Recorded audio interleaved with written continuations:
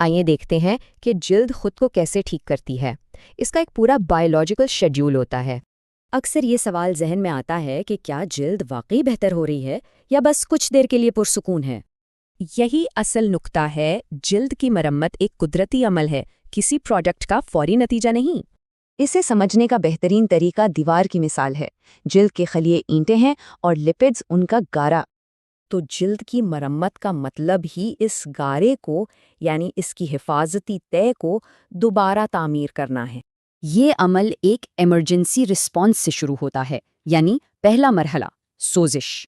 یہ دراصل جسم کا مدافعتی نظام ہے جو نقصان کی جگہ پر فوراً حرکت میں آ جاتا ہے۔ اس کی عام علامات میں سرخی، حساسیت، کھچاؤ اور کبھی کبھار خارش شامل ہیں۔ عام طور پر یہ سوزش کا مرحلہ پہلے 1 سے 3 دن تک جاری رہتا ہے۔ اس کے بعد آتا ہے دوسرا مرحلہ، یعنی جلد کی تعمیر نو کا فیز۔ یہاں جلد کے نئے خلیے بنتے ہیں اور اندر سے مرمت کا کام شروع ہو جاتا ہے۔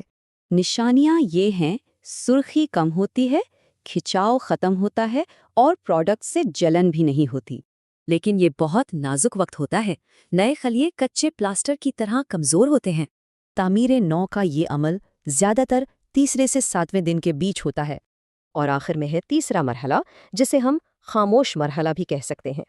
اس میں نئے بنے ہوئے خلیے مضبوط ہوتے ہیں اور جلد کی حفاظتی تہہ پہلے سے زیادہ لچکدار بن جاتی ہے۔ اب جلد مستحکم لگتی ہے، نمی کو بہتر طریقے سے روکتی ہے اور اس کی پیاس کم ہو جاتی ہے۔ یہ مرحلہ دوسرے ہفتے کے بعد شروع ہوتا ہے اور کئی ہفتوں یا مہینوں تک چل سکتا ہے۔ تو مرمت میں کتنا وقت لگے گا؟ یہ مکمل طور پر نقصان کی نوعیت پر منحصر ہے۔ لیکن کیا چیز اس پورے عمل کو واپس صفر پر لا سکتی ہے؟ کچھ عام چیزیں جیسے خوشبو، سخت کلینزر، نیند کی کمی اور ذہنی دباؤ۔ تو اہم یہ ہے کہ ایک ایسا طریقہ اپنایا جائے جو جلد کے قدرتی نظام کی مدد کرے۔